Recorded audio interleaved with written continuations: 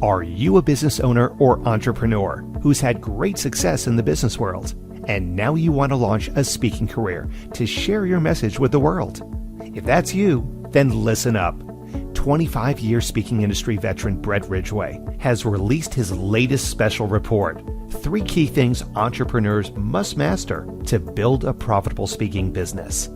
To pick up your copy, go to brettridgway.com/freebie.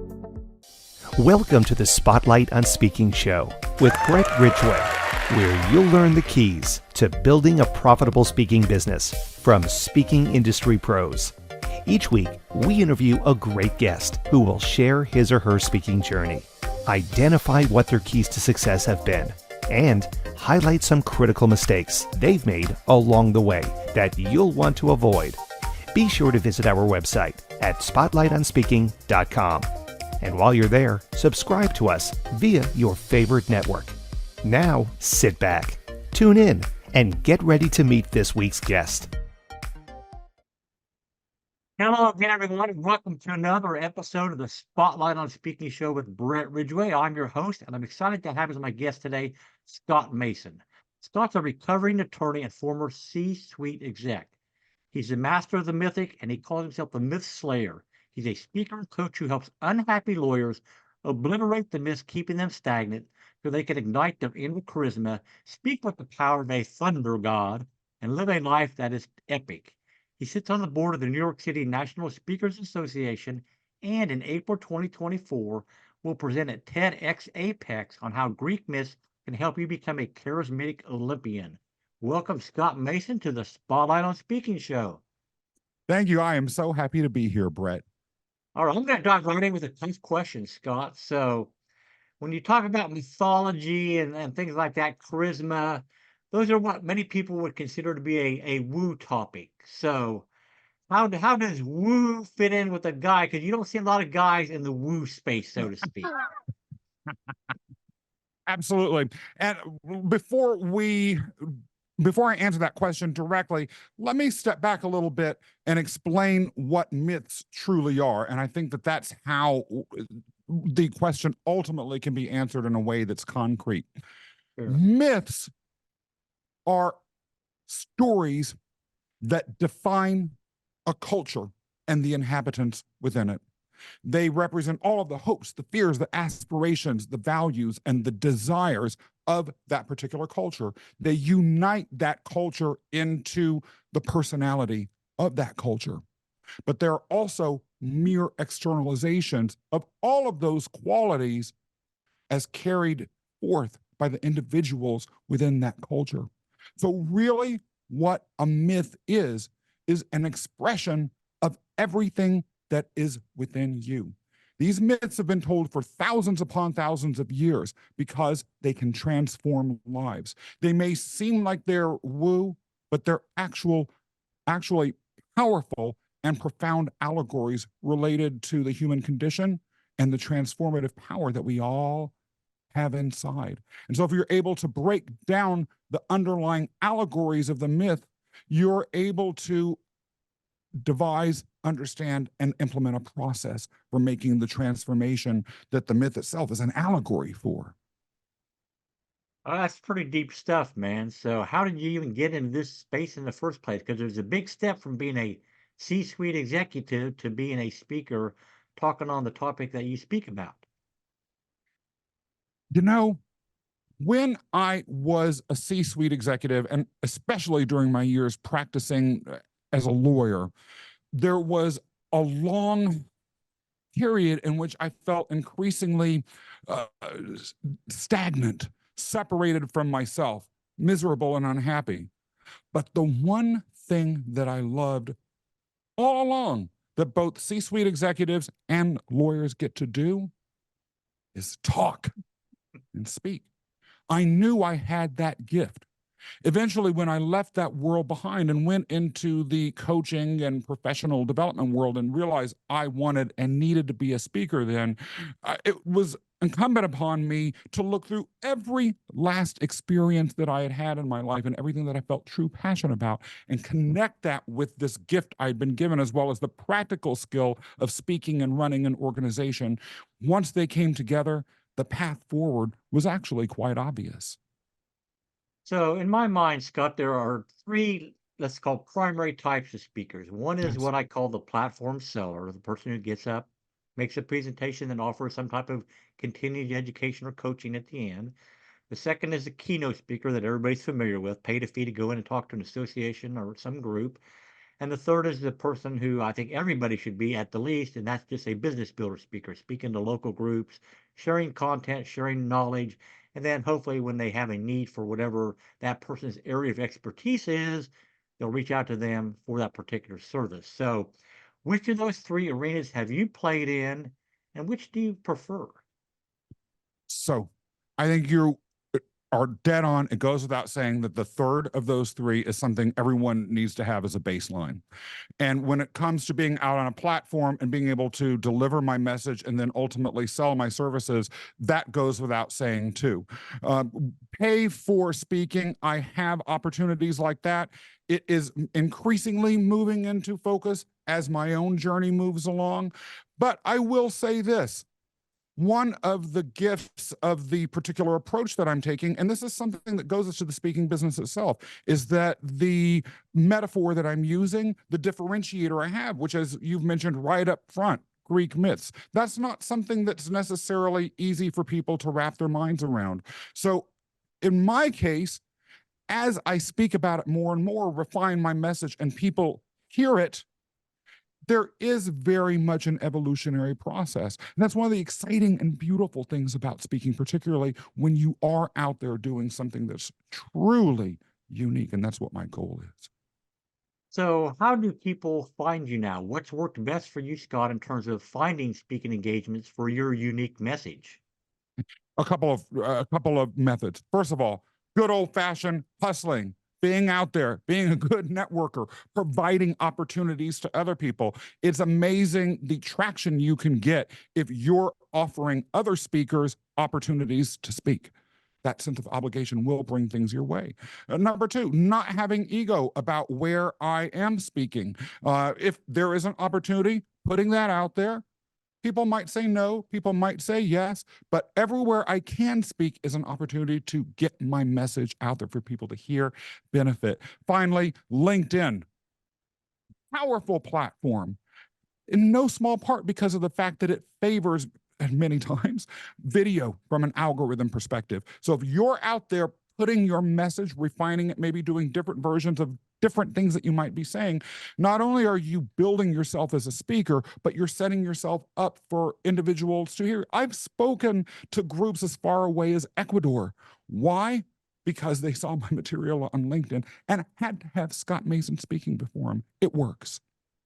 So let's dive into the LinkedIn video thing a little bit, Scott, because that isn't something that has been really talked about on the show much. So obviously you recommend highly that speakers use video on LinkedIn to attract Yeah. potential audiences. So what are some tips for success for a video being a good video on LinkedIn? Number one, consistency.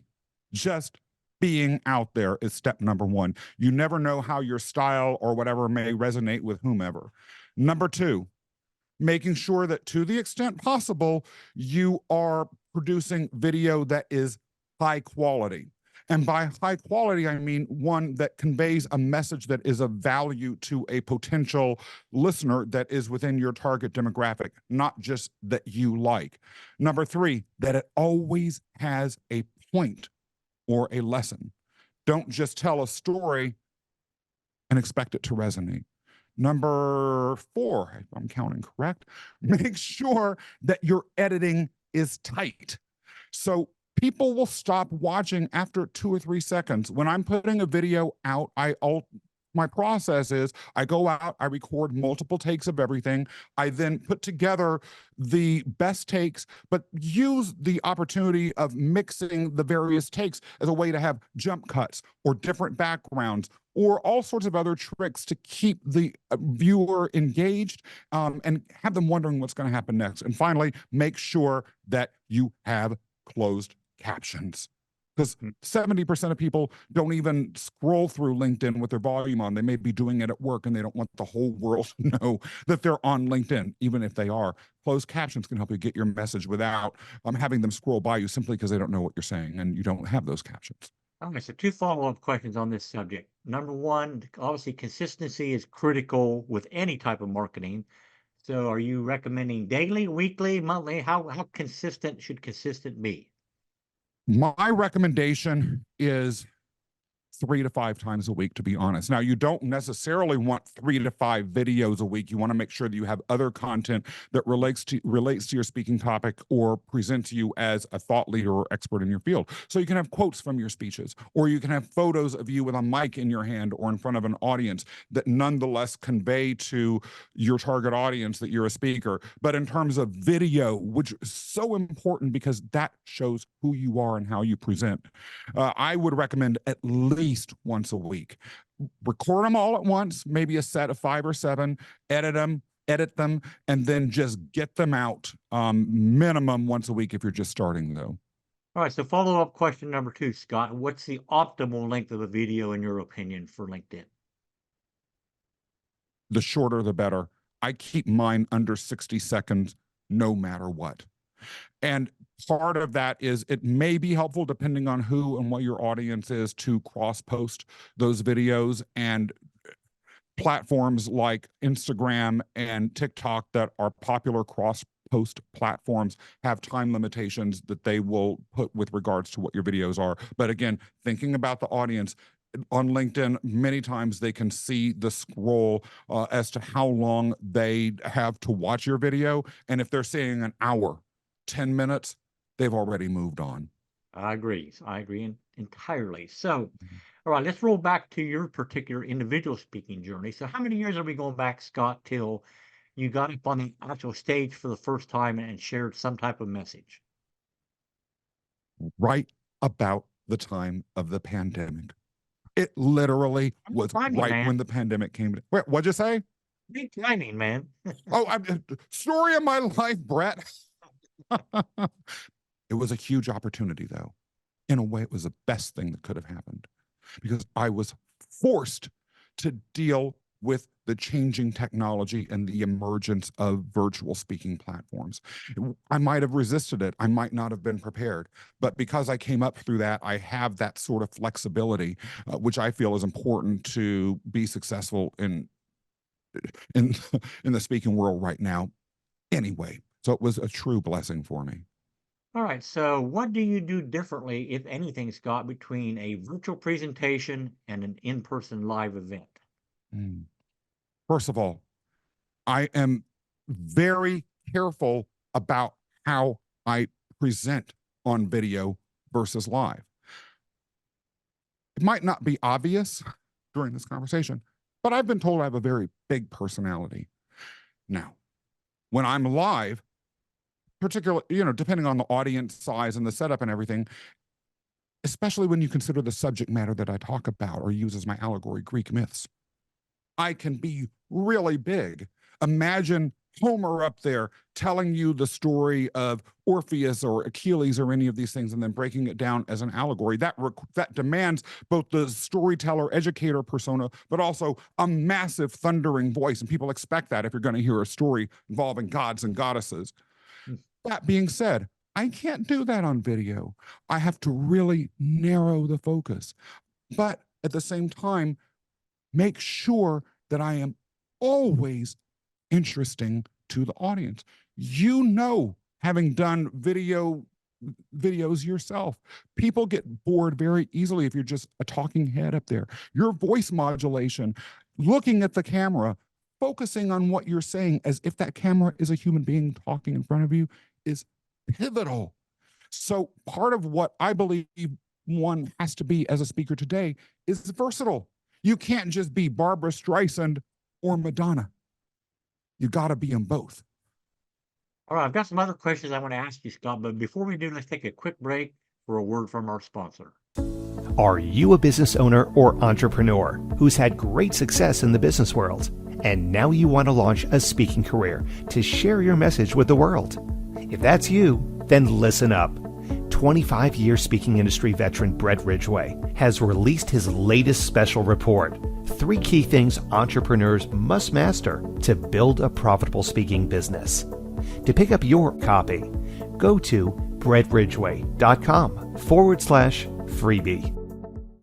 And we are back with the Spotlight on Speaking show, and my guest this episode is Scott Mason. So, Scott, you've done platform selling, obviously, in your time. So, when you're on the stage, obviously in the platform selling world, success is largely measured in dollars and cents. I mean, it's a given.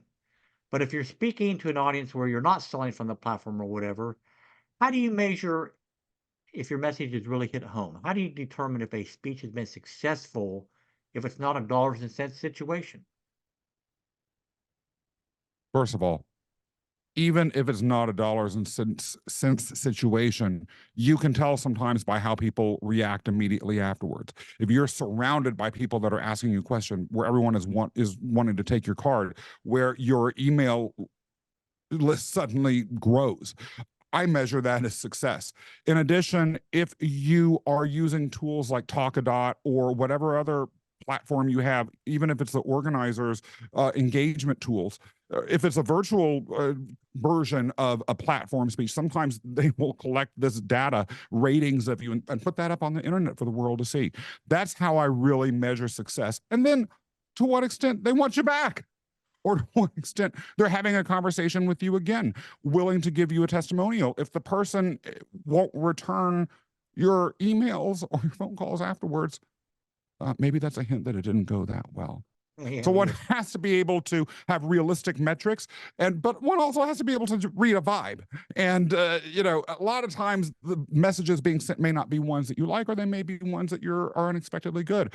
They might not be as concrete and tangible, but they are nonetheless real.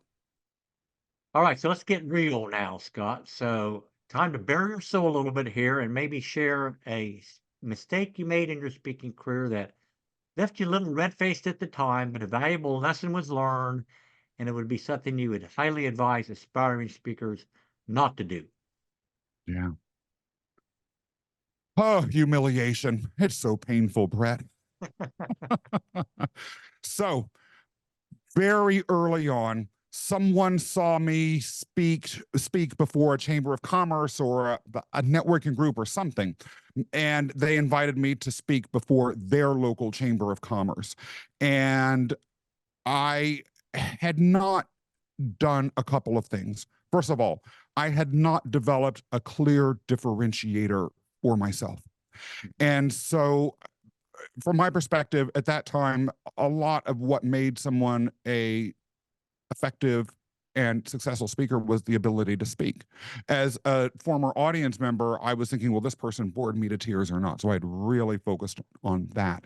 And with a lack of clear differentiator, I also had then a lack of clear call to action or a lack of clear takeaways. So I went on and on. The speech was beautiful. People were entertained, but I could see the organizer just, his facial expressions were exactly the ones that I was talking to you about a minute ago, that are not necessarily dollars and cents, but they send a message.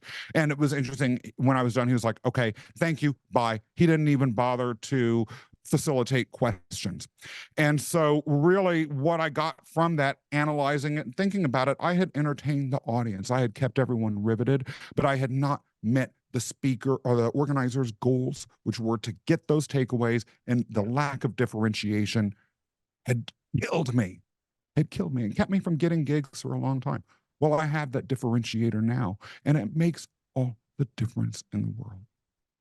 So, Scott, I want to give you a couple of minutes now to tell people a little bit more in depth about what it is that you do and how they can get involved in your world if they so choose. Thank you. So I, in addition to speaking, and as a support for my speaking, provide coaching for attorneys who are in one way or another unhappy in their careers and are looking to move to a level in which they feel connected, resilient, and creative in whatever their professional life is. So it may be that they elevate into a leadership position. It may be that they transitioned into a different department in their law firm, or they may ultimately end up going into another career altogether. I coach people through that process. And I actually use Greek myths as the framework for my entire transformational process. And so when it comes to what I do, having people experience what I call professional freedom that way is really what I'm all about. The speeches take people on that same transformational journey and are always designed to give them steps to help them along the way. Charisma is part of that, and so I have a separate sort of sub-practice that is related to building your charisma, but that's folded within my larger program. And I love doing it. So when we were chatting before we went on air today, Scott, you mentioned you have a couple freebies or something that people can check out. What are those? Yes. Thank you. First of all, if you are an attorney or an executive of any sort, quite frankly, who is feeling like you're disconnected from your creativity, you're not resilient in your job, you are just feeling stagnant, I have a free complimentary 5-minute professional freedom assessment that you can go to my website, myfreedomrocks.com. That's myfreedomrocks.com, and download. In addition, if you follow me on my LinkedIn site, you will see at the top an ebook called Charismatic Olympian, which outlines the framework. If you go and follow me there, you can download that, or you can contact me through my website or through DM on LinkedIn, and I'll also get you that freebie to that ebook. By the way, it has some really, really cool and fun illustrations of the gods and goddesses that will help you on your transformational journey. All right, awesome. Well, we'll make sure both those URLs appear in the show notes down below. So, Scott, any final words of wisdom for the aspiring speaker out there? Yes. In Greek myths, there's the story of Orpheus, whose wife died, found his charisma, and was able to convince the god of the dead to let her come back to life. But as Orpheus was taking her on their journey back to the upper world, the god of the dead said, "Don't look back." Orpheus looked back, and his wife disappeared. As an example of the metaphor, once you find what you love, particularly if you're speaking or if you're a speaker, and you're on your journey forward, there may be times in which you have doubts or fears. Don't be like Orpheus. Never, ever look back. All right, what an excellent metaphor. Well, Scott, I want to thank you so much for being my guest on this episode of the Spotlight on Speaking show. I wish you the greatest success as you continue your speaking career. And for all the listeners out there, thank you for joining me today. As always, I wish you the greatest success in all that you do, and may this year be your greatest year yet. Take care, everyone. Bye-bye. This has been the Spotlight on Speaking show with Brett Ridgway. Be sure to join us every week as we interview speaking industry pros and have them share their best tips for building a profitable speaking business. Until next week, thank you for tuning in, and remember to visit our website at spotlightonspeaking.com so you can enjoy even more great episodes like this one. While you're here, be sure to subscribe via your favorite network. We look forward to seeing you next time on the Spotlight on Speaking show. Until then, our sincere best wishes to you for the greatest of success as you work to build your own profitable speaking business.